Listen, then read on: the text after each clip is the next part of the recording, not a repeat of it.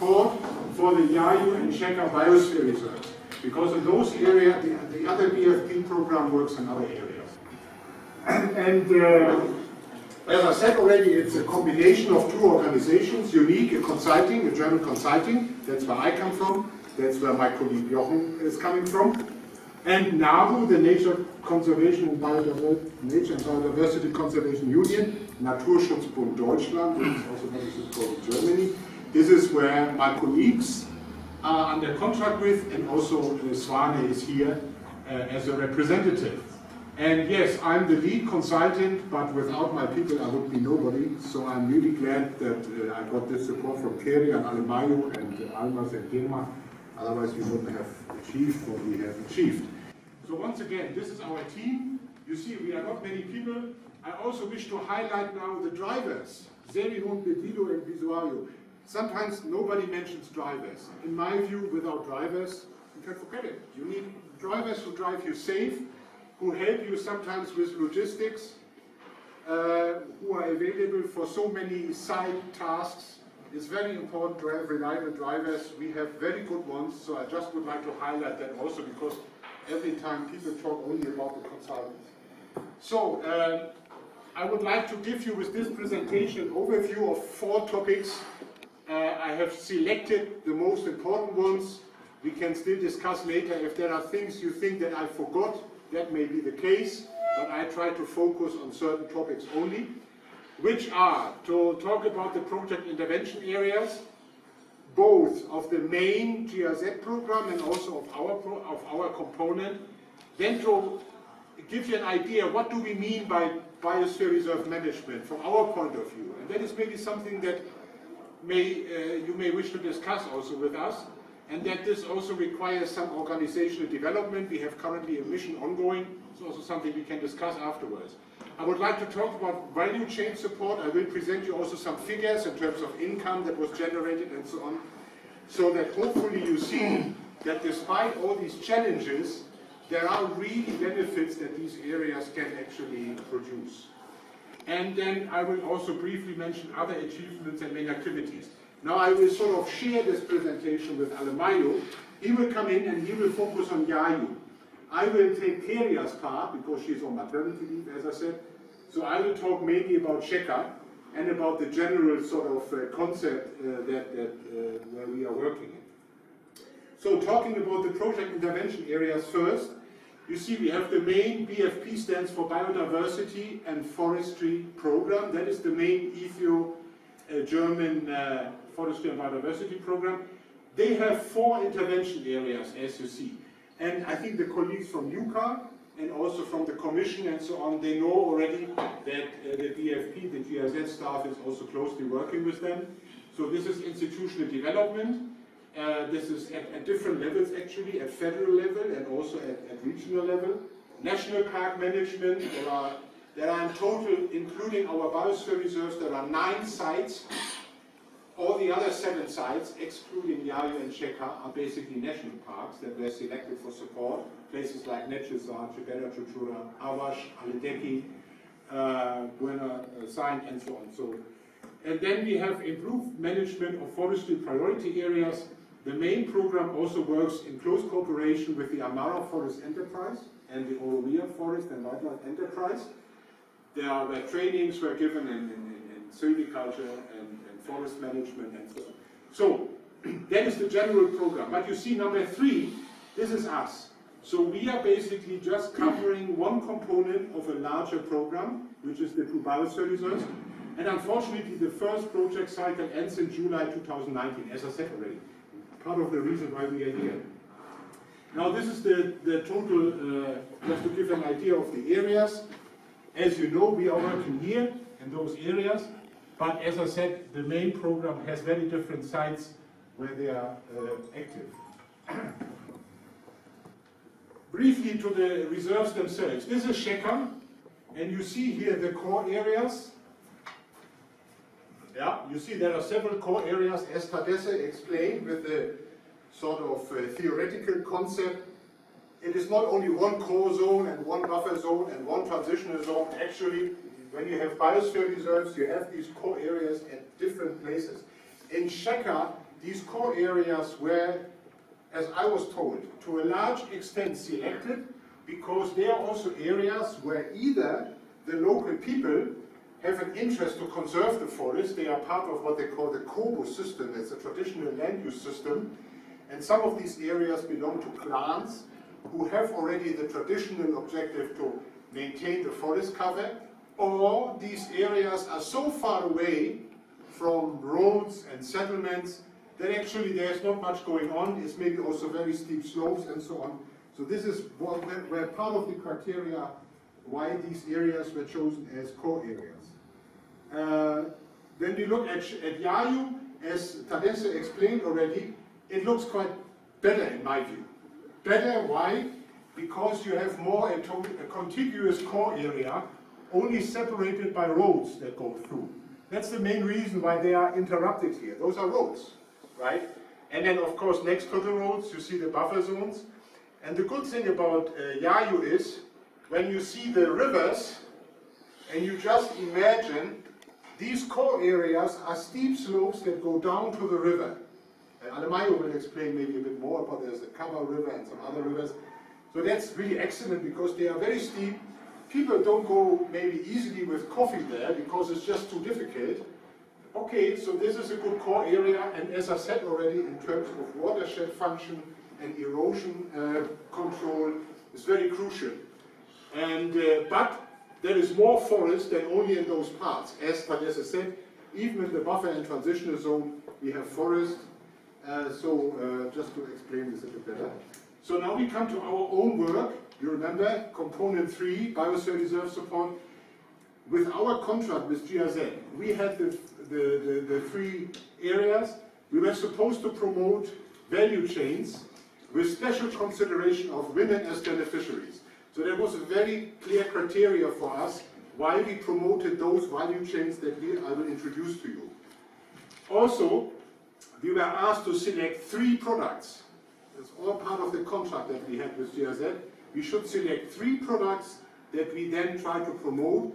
Promote means improve basically the income opportunities for local people, maybe also improving the export or marketing opportunities for these products.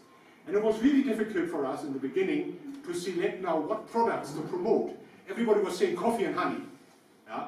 But then later we found out there is so much going on with coffee and honey, we wouldn't even be visible, whatever good thing we do there. So we chose other products. I come to that. Then the second thing is the organizational, institutional development and capacity development of government authorities. So this is a very important part of our work. We really want to have the government in the lead. I think it is unfortunate, in my view, that sometimes government authorities and NGOs are almost like opponents, sort of fighting against each other. I saw this also in other countries, and not so much nowadays, but in the beginning when we started here, there were a lot of reservations concerning NGOs' involvement. I believe, as you saw already, NGOs can play a very important part in this, but of course the government should lead. The government should be in the driving seat.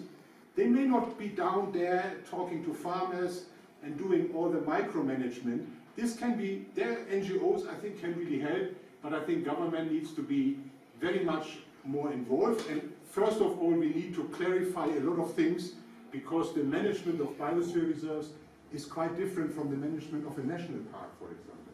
I will come to that. And finally, we have the objective, we have to integrate biosphere reserves into a national protected area system. So what contribution do biosphere reserves do with a view on the country level, right? This has a lot to do with why you are here, because in my view this has a lot to do, what is the role of the federal level, who has to overlook the whole country, not only one particular part. What can be the future role of federal level authorities in this regard? So, now we come to the next one. I would like to explain to you the concept of biosphere reserve management, as we understand it, and as I know it is also used in other countries.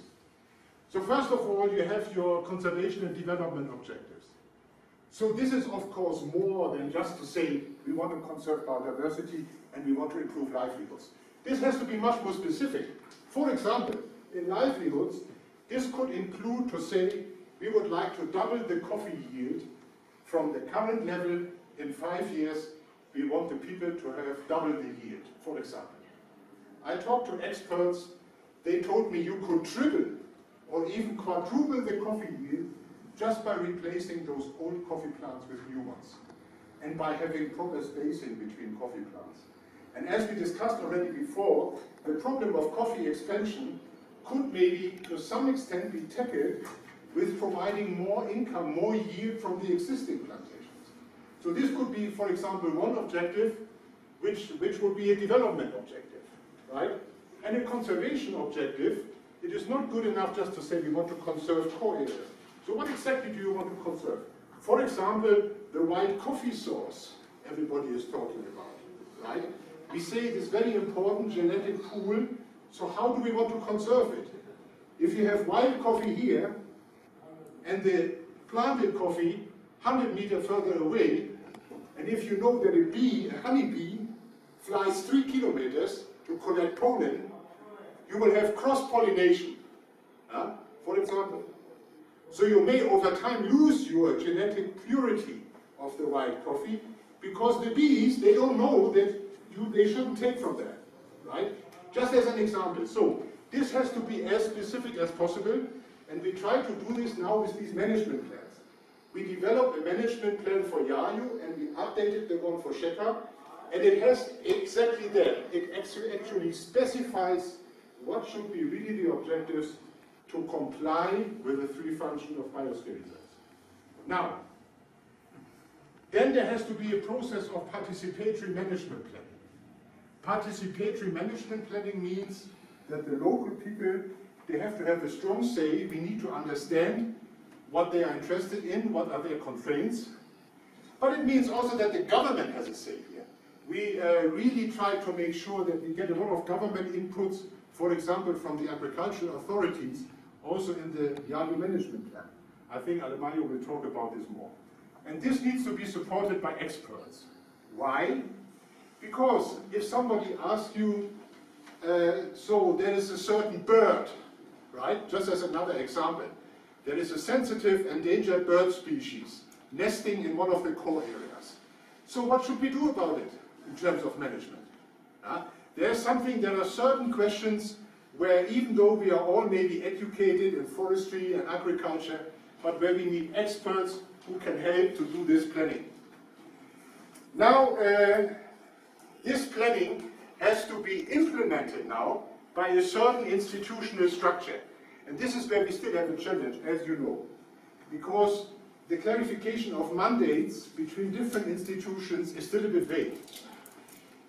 Let me talk about the good things. The good things are, last February, that means February last year, His Excellency, the Minister of the then MEFCC, Gemello, and also Mercuria, the Minister of Ministry of Science and Technology, they agreed, they said, from now on, I want you, MEFCC, to take care of the management.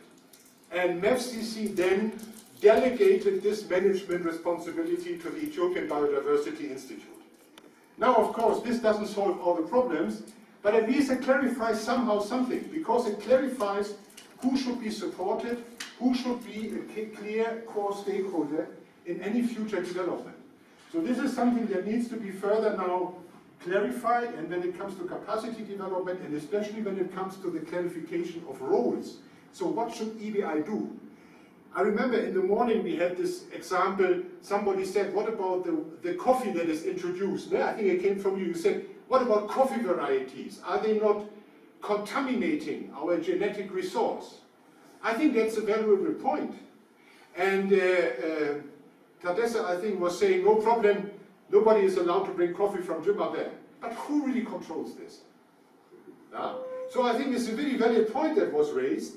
And in my view, this could be an excellent role of EBI to have mechanisms in place to better monitor what is happening in those areas, for example, concerning the introduction of coffee varieties that are not suitable, that may bring in pests and diseases or whatever. So just as an example, so there's still a bit of work to be done, but I think the positive thing is it has been clarified, and the fact that also the Vice Commissioner and that you are all here, it shows me that you are committed and dedicated to clarify these things. And now comes something which is very important to me, and which you may dispute. You may have a different idea, and that is something we can discuss. And that is the multisectoral management. You know, if you have a national park, let's take a national park like Awash. UCA is in charge, right? So UCA may say, we manage the park. If I ask them, what does agriculture do outside? They will say, we don't care, we manage the park, we are here for park management, right? And if I went to agriculture and I would ask them, what is UCA doing? They would say, oh, we don't know, they are there managing the park. We are here, we are doing all sorts of things outside. Livestock, maize, whatever, right? We don't know what they are doing, but we believe they manage somehow. They have a lot of challenges like us, but they are managing there, we are managing here. Now, this is different in the Biosphere Reserve, completely. Because we do not have one organization which has staff down to the local level that could be assigned with management-only responsibilities. That is just not there. Forestry has no staff down there at Kabele level. Even the Environmental Protection Forest authorities, as much as they would like to support conservation and sustainable management, as a matter of fact, they do not have staff down there. Maybe they have staff in 10 years there. Yeah, it can be, but not now, and not in the next 3 to 5 years, I think. The only people who have staff down there, talking to farmers, who can explain about where the core zone boundary is, who can explain about what to do with coffee, not to use pesticides close to rivers, all these issues. You know, the only people who are down there are agriculture people, the development agents. And this is why I believe in, or we believe, in this multisectoral management. Authorities like EPFA or OFCA, or even EBI, they have to rely that the different sector offices, that they all contribute to the management of these areas. So agriculture should know a little bit about conservation to give the right advice to farmers. And the foresters, they should know a little bit about agriculture to understand that only with conservation you will not be able to generate sufficient benefits, right? And then there was the issue of research. I think that's a very valid one, because research can help a lot, especially if it is applied research, if it responds to what the farmers need. If all this would happen, then people would understand that such a biosphere reserve is, in a matter of fact, is a good thing. The challenge is that here, this needs a lot of coordination. Because what it means is that somebody has to look into the annual work plans of the agricultural authorities, you know, livestock, natural resource management, they have these different branches, and vice versa, and they have to check, is there anything that is maybe problematic when it comes to biosphere reserves? When I talk to people, sometimes they say, okay, now bring the money, we want now to manage the biosphere reserve. That's not the idea. There's nobody giving you extra money for doing this, right? There may be some projects for some time, but definitely not for a long run. So the first and foremost task is to get the different sector offices, and that is forestry, tourism, agriculture, lands, investment office, cooperative office, all these people who have a role to play in this area and who should ideally follow these objectives. All these people need to be brought together, need to be supported, right? That is a challenge. That is not easy, but we believe that's the only way it can work in the long run. And it's also an opportunity, because as much as it is unclear now, it gives you a whole lot of flexibility to set it up the way you like. Yeah? I see this also as a big opportunity, because many people say, biosphere reserve, there's no legislation, they are not in laws and regulations. So it's true. And it is maybe a weakness. Yeah? But on the other hand, as Vice Commissioner said, we have the forest law. We have the productive, protected and preserved forest, which go hand in hand with transitional, buffer and core areas. So it is not that there is nothing there, and we should rather make use of what we have already than hope for something completely new and people are coming and managing these areas for us. I think that is not happening. And so this is a very important issue, and NGOs and private sector, I think, they have a very important contributing role, as I will show you later, because without the private sector, and also without the NGOs, yeah, America, PHE, ECFF, ETO Wetlands, without cooperating with them, we wouldn't have achieved what I will show you. So I think this is very important to understand that we have to find a way to work together. And that's maybe even a little bit of a learning ground for government cooperation in general. It's not easy. All ministries or all authorities, they want to have projects for themselves. But I think in the Biosphere Reserve, this needs to be multisectoral. We can discuss this later. And then we have the ecological and the monitoring. I think it was very good, Mesfin and Tadesse, they mentioned this already, that it is important, the ecological and also the socioeconomic impact monitoring. So what impact do we really have? Yes, we have PFM. And yes, PFM has maybe been set up very nicely, hopefully in harmonization with Biosphere. So, but what does it really bring to people? How much income do they really make, right? Is that really enough to get them interested in the long run to support such a concept? So this is very important, this monitoring, and another important, as I said earlier on, what are the different roles of the different levels? What does the region need in terms of monitoring? What does the federal level need? Yeah? And we have to have systems that provide that data. If you sign the Convention on Biodiversity, how do you know that you conserve biodiversity if you do not get data from the field? I think this is one of the reasons why the federal level needs to be involved, and I believe especially in monitoring universities, and that goes also for Forest Research Institute, they can play a very important role in supporting this. Because they have methods and they have skilled staff that can do this, and to some extent I think even on a lower level, when we only want to look at certain indicators, Lesfen was mentioning like 33 flagship species, we may not always need to monitor 33 or something, sorry if I got the number wrong. Maybe we want to look at 1 or 2, and this can maybe even be done by students who can be interested to do this. So, and then the idea is that from these results now, from the monitoring results, we should then look, do we achieve these objectives, and if not, then we have to adjust this system. That is a little bit our idea, and this is not just daydreaming from me or Alemario or Keria. We had a lot of discussions with all of you and also with people at the regional level, and everybody more or less agrees that this is the only way that this could maybe work. Now, who should manage? There was another question this morning. What sort of management? What is a management unit? Once again, a management unit are not 5 people who on their own are managing thousands and thousands of square kilometers of forest.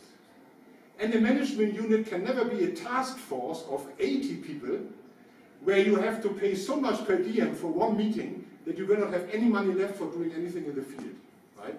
So you have to, again, I think, we have to understand management units as a small group of people who focus, who know these, like I said before, who know the objectives, where do we want to go, and who can help, who can support EPFA, OFCA, EBI, who can support them in actually coordinating and mainstreaming the different sector offices.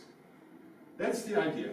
The private sector. What does the private entrepreneur, what does he want to do?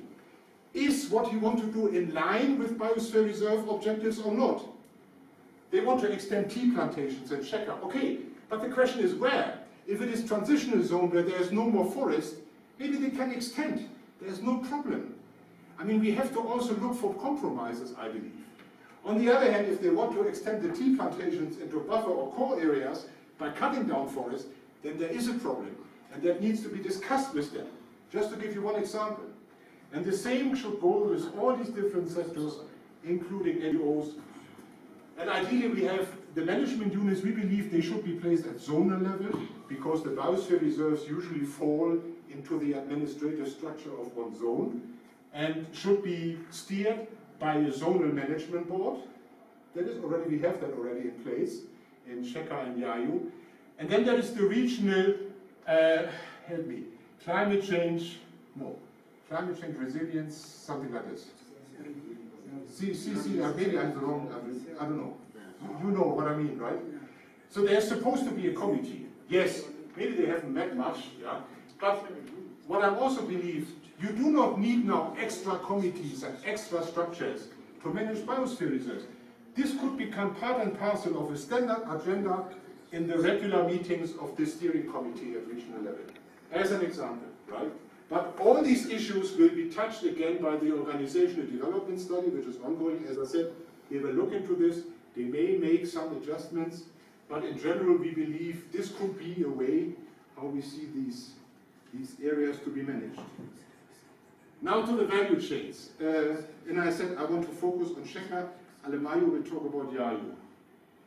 We selected 3 products: black pepper in Sheka, draft banana in Yayu, and turmeric or kurkuma, this spice, yellow spice in Yayu also. Why did we select those products? Number 1, black pepper. We needed to find a way to support women. That was one criteria. Also, we wanted to have a product which does not destroy the forest, which can be easily integrated, for example, in coffee plantations. And we wanted to have a product which provides benefits. Ideally in the short term, if not in the short term, then in the long run. So what we did is in Sheka, we had a very good cooperation with the Tepi Agriculture Research Station. They were providing improved varieties of black pepper to 9 selected women in different varieties. We selected them based on, is there water nearby, is there road access, are the people even interested in doing this, and so on, right? There were a number of criteria that we actually used. So we selected 9 women, and they were given these black pepper seedlings to produce. Why did we do this? Because we talked to a private entrepreneur in the area, and we were asking him, what do you think, what products would make sense? And he told us, the big problem here is they could make so much money with black pepper, but black pepper is not available, at least not the high quality varieties. So and he said it would be a good start to first increase the availability of those plants so that farmers can buy them, they can grow them in their coffee plantations, and later they can earn their own money by harvesting the product and selling it. You may have heard that coffee yields are going down, declining based on climate change. So black pepper is also a climber which needs forest. So it's ideal in these areas. So this is one woman, close to Tepi. The women got 55,000 seedlings. And we started this in January last year. And I was a bit worried because we started a bit late. I thought, do they really get them ready for being planted out? And they sold 44,100 of the 55,000 seedlings. It was quite a good result. Here you see the seedlings again. All these things were set up in cooperation with agricultural research. I'm very happy we got excellent reports from research. So I think it is really a recommendation from our side to continue working with them. This is something where Alemayo will talk. On the top you see turmeric farms. On the bottom you see the draft bananas. I don't go much further into this. Now some figures. For black pepper, when we start with black pepper, as I said, we had 44,100 sold to 700 buyers. And I was really surprised. There were some people coming by truck. They bought 600 seedlings from one woman, just like that. And the women, they made an average income of 24,500 beer because they sold the plants for 6 to 8 beer per seedling. And farmers were happy to pay that. Agriculture produces for 2 beer a seedling, which are not improved varieties. And we were afraid that this would be a competition that we can hardly beat. But on the contrary, I was surprised. People go for higher quality and are prepared to pay a bit more. So they actually paid these amounts, leading to this average. Average means we had one woman, she had up to 35,000. And of course we had one woman, she had about 17 or 16,000. But in general, this is when you look at the normal sort of annual income of families in that area, those are serious figures in our view, right?